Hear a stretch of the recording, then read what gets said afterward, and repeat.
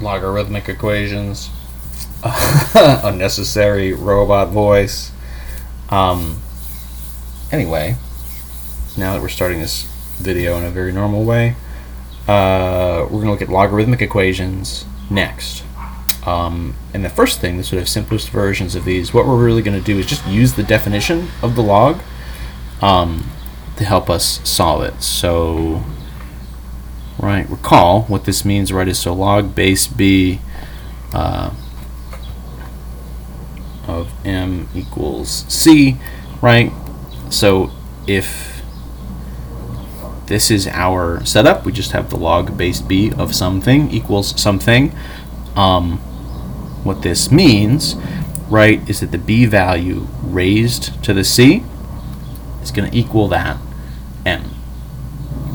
So in a sort of simple log equation, if we sort of just have one log as our equation with the variable on the inside, we're going to be able to essentially just like use this definition to get us pretty quickly to an answer. There are some limitations. We'll sort of talk about that once we get to a solution. So let's just start with an example. So let's say like the log base 2 of like x minus 3 equals 3. Why not? So, okay, what the heck does this mean? So this means, right, that the base value 2 raised to the power, right, raised to the value over here 3, is going to equal what's inside of the log, which was my x minus 3. This is like a very, very, very simple equation at this point, right? Because 2 raised to the 3 is just going to be 8 equals x minus 3. And so it's just like, okay, well, from there I just need to add 3 to both sides. And I like very, very quickly just end up with x equals 11 as an answer. So I can get to an answer really, really quickly. The one thing I need to do in all of these log equations, there is a limitation. We'll make a little note here. Check that you don't get a 0 or a negative in a log from your solution. So logarithms, right, are only defined for positive values, regardless of what the base is. Everything that goes into a log has to be positive, can't be negative, can't be 0. So because now we're dealing with equations and we're dealing with variables that are sort of inside of a logarithm, we could have an algebra situation where we get something that sort of works from an algebra perspective, but doesn't necessarily work back into the original log. So we just have to double check it. In theory, you can kind of tell this is a pretty simple setup, and just to look at it, x equals 11, right? So if we check x equals 11, right, into log base 2 of x minus 3 equals 3, if we check this to see if this is true, right, we're not necessarily checking the full equation. We can feel pretty good about our numbers for the most part. We're really just looking to make sure that within this log, the x minus 3, we need that to be positive. So that's going to be log base 2 of 11 minus 3, which is, of course, 8, which is positive. So we don't need to really check beyond that, right? That's a positive, so that means we're good to go.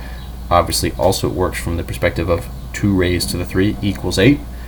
The whole system of it works out as well, so that's all good news.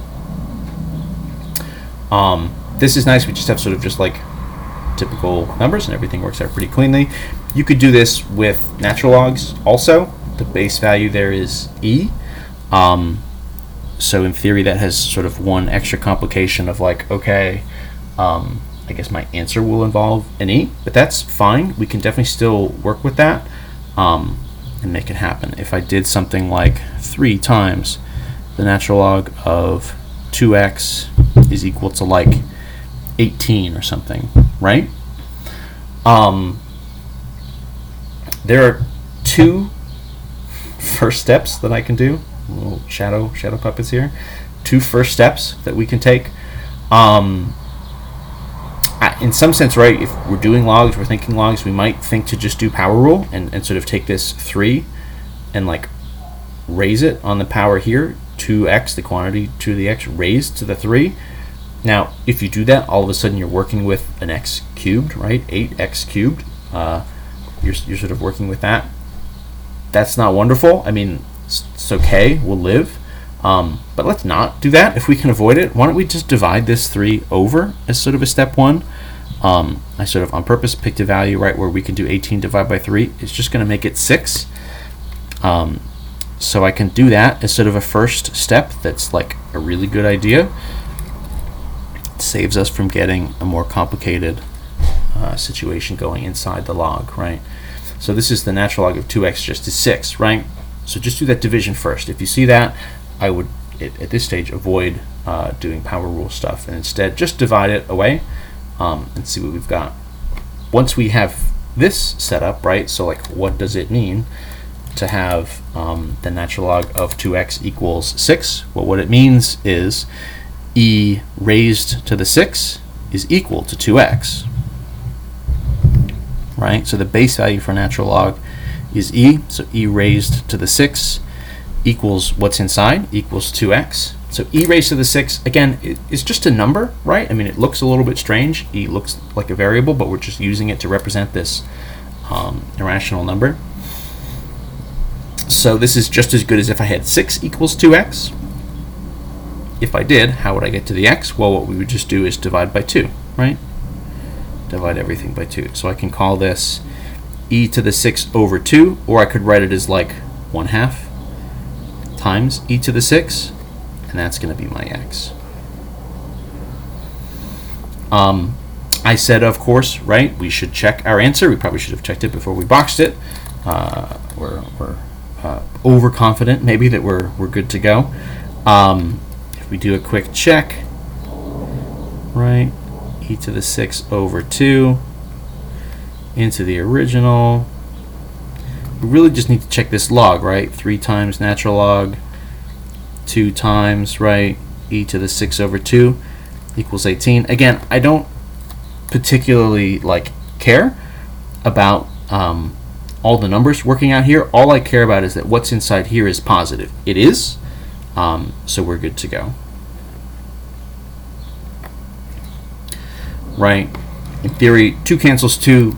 E is positive. E to the 6 is positive. I don't even need to get that far in depth, right? As long as I know I have a positive value there, not negative, but also not 0, right? 0 is not going to work in any of our logs. So as long as I'm not hitting a 0 or hitting a negative number, if I'm strictly positive, then I'm fine. So that's the first step, using this definition of logs. So if we just have the one log, we can usually rearrange it in such a way that we can sort of use our definitions and solve from there. Just do that check. Don't forget to check.